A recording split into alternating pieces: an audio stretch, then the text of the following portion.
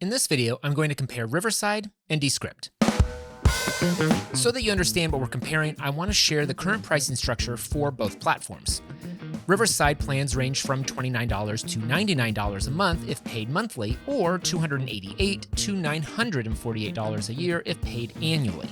Descript plans range from free It's free! to $65 a month if paid monthly, or free, yes free, Totally free! to $600 a year if paid annually. Technically, Riverside has a free plan as well. It's free! But it limits its core functionality to a one-off trial. However, if you are a solo podcaster looking for a platform to record your podcasts on, you could use the free plan for unlimited recordings. Both platforms have a ton of features at each price point, and if you upgrade, you retain all of the features from the previous tier and gain additional functionality as you progress. To keep things simple, I'm mostly going to compare the live plan on Riverside, which is $39 a month, to a creator plan on Descript, which is $35 a month, since they are the most similar. Riverside and Descript share a ton of features. They both provide remote recording with up to 10 participants, video editing, and AI-created content. Both provide an AI bot to help you brainstorm, perform edits, and many other things. On paper, these two platforms are very, very similar. So the real questions are how Riverside and Descript are different, and how much those differences matter when choosing the best platform for you. What's important to know is Riverside and Descript were initially built for very different purposes. Riverside was launched in 2020 as a remote audio editing recording platform. Keyword there being recording. Descript, on the other hand, was founded in 2017 as a transcription and audio editing platform. They've both grown to mimic each other's capabilities quite a lot in the last 5 years.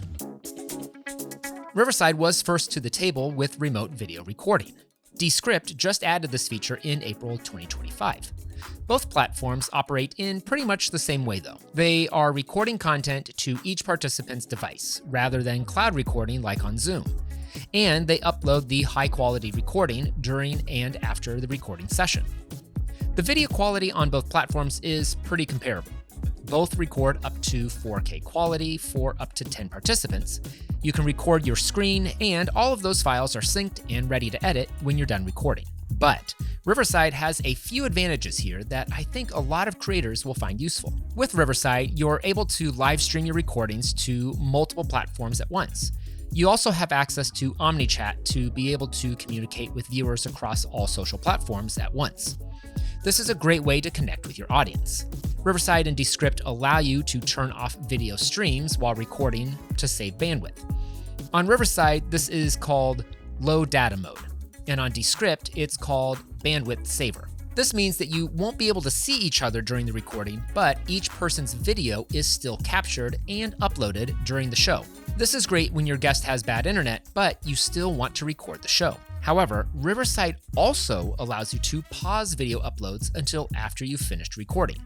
You can use this in tandem with low data mode. This is huge when you're recording an interview with a guest who has really, really bad internet. Several of my clients who use Riverside have had guests with pretty bad internet, and they've found these features to be very helpful. Descript was first to the table with text-based editing. If you've never tried this before, it's just as easy as it sounds. You can read the transcript, cut out the words you don't want, and it mirrors those cuts on the video and/or audio file. This feature is an excellent stepping stone for anyone who is nervous about editing. It's also a great way for teams to edit content together. Producers can edit for content via the transcript, and video editors can feather out transitions and work their editor magic. Just make it happen. Work your magic. The biggest difference I've found between Riverside and Descript in this department is in the interface. When you delete text in Descript, it disappears from the transcript. It isn't gone forever, but it isn't super easy to find either. You get this line indicator in the transcript and this symbol on the timeline for any place that you've deleted text. So your edits are non-destructive, but compared to Riverside, it is harder to find your changes if you want to go back and undo anything later. In Riverside, when you delete text from the transcript, it leaves text in place and simply does a strike through. I prefer this to the text disappearing. Now, before Descript super users come after me in the comments, I know that there is an option to do a strike through in Descript. This feature is called Ignore and can be achieved by using Command/Control+Delete. It removes the audio and video while keeping the text in the transcript. It's a small difference, but I prefer the default strike through method in Riverside. When editing audio and video in the timeline, Descript inches ahead of Riverside. In Descript, you have the ability to add video and audio transitions to help smooth out changes between clips. This is not currently supported in Riverside. The video files also look sharper in the Descript editor. Riverside uses cloud recordings as proxy files to make sure their editor is fast and reliable. If you don't know this though, it can look like the video files are really bad. But don't worry, the high quality files will be used for the export. In my testing, this is another solid tie between the two platforms. Riverside's AI is called Co-Creator and Descript's AI is called Underlord. Both provide support with creating and editing content, and you can interact with both of them through a chat box. They understand plain language requests, which means even if you don't know video editing jargon, Co-Creator and Underlord will be able to help you achieve your editing goals. In my testing, the biggest limitations for both stem from the limitations of the platforms and not the AI. For instance, Co-Creator can't add audio transitions, and Underlord can't change the default delete setting to strike through. But they both were able to tell me those things weren't options. I found this was a particularly useful way to understand the platforms better when working on this video. So if you're curious if these platforms are the right choice for you, check out my link in the description to start your free trial. Then ask Co-Creator and Underlord specific questions about how you want to create content. Exporting content from Riverside and Descript is probably where the biggest differences lie. Riverside says they record and export 4K video with a target bitrate of 7 megabytes per second, while Descript doesn't provide a target bitrate for recording that I could find. They do have 3 different 4K export setting levels: low at 10 megabytes per second, medium at 20 megabytes per second, and high at 30 megabytes per second. But what does the quality difference look like in practice? I'm no Gerald Undone, but I'm gonna do my best here. Bum, bum. Silas Undone. Bump, bump, bump, he's crazy. To test the difference in quality between these two platforms, I recorded on both platforms at the same time. I used my Sony FX3, ran the video feed into the Atomos Ninja, then connected the Ninja to my computer using an Elgato 4K cam link. In my testing, I found that going through the Atomos rather than directly out of my FX3 reduced lag when recording in 4K. Then I exported the video from Riverside and at the 3 different quality levels from Descript.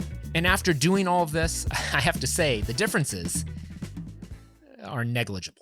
I expected the high quality export to be dramatically different compared to the 7 megabytes per second export from Riverside, but it wasn't. I also tested this with my 1080p webcam, and the 1080p exports were extremely similar as well. Honestly, I saw a bigger difference in the amount of time it took to export the files.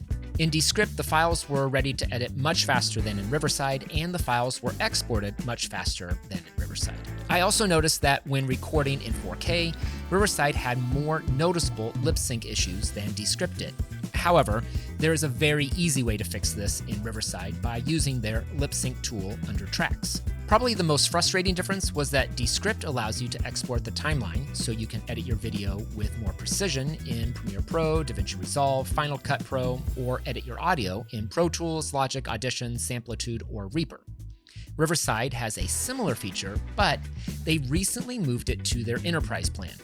So you'd have to spend significantly more money to access this feature. You can still download all of the tracks from Riverside and edit them in any other platform, but you can't take advantage of the text-based edits or AI editing as a first pass in a non-destructive way. Any changes you make in Riverside before exporting will be baked into the file.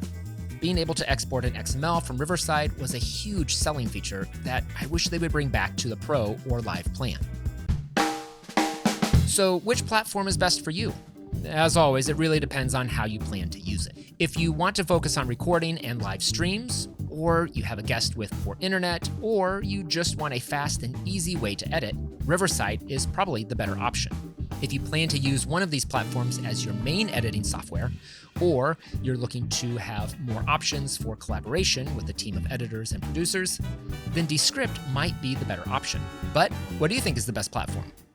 Let me know in the comments below.